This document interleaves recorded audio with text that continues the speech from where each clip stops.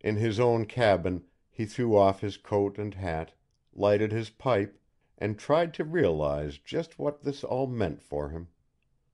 He was in charge of the greatest railroad building job on earth.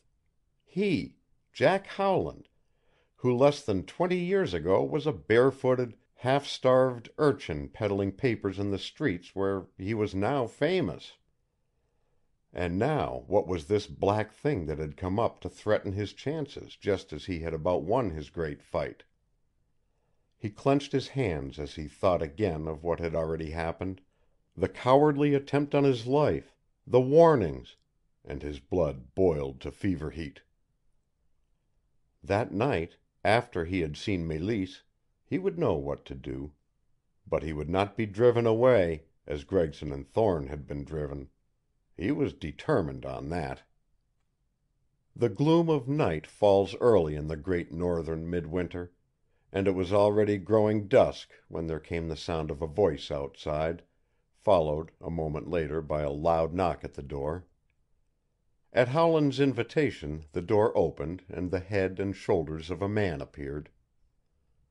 "Something has gone wrong out at the North Coyote, sir, and Mr. MacDonald wants you just as fast as you can get out there," he said. "He sent me down for you with a sledge." "MacDonald told me the thing was ready for firing," said Howland, putting on his hat and coat. "What's the matter?" "Bad packing, I guess. Heard him swearing about it. He's in a terrible sweat to see you." Half an hour later the sledge drew up close to the place where Howland had seen a score of men packing bags of powder and dynamite earlier in the day.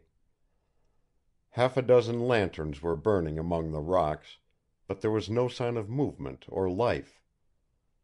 The engineer's companion gave a sudden sharp crack of his long whip, and in response to it there came a muffled halloo from out of the gloom. "That's MacDonald, sir. You'll find him right up there, near that second light, where the Coyote opens up. He's grilling the life out of half a dozen men in the chamber, where he found the dynamite on top of the powder instead of under it." "All right," called back Howland, starting up among the rocks. Hardly had he taken a dozen steps when a dark object shot out behind him and fell with a crushing force on his head. With a groaning cry he fell forward on his face. For a few moments he was conscious of voices about him. He knew that he was being lifted in the arms of men and that after a time they were carrying him so that his feet dragged on the ground.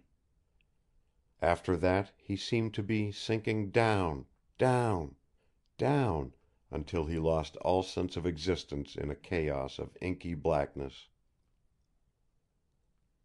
End of chapter 7. Recording by Roger Moline.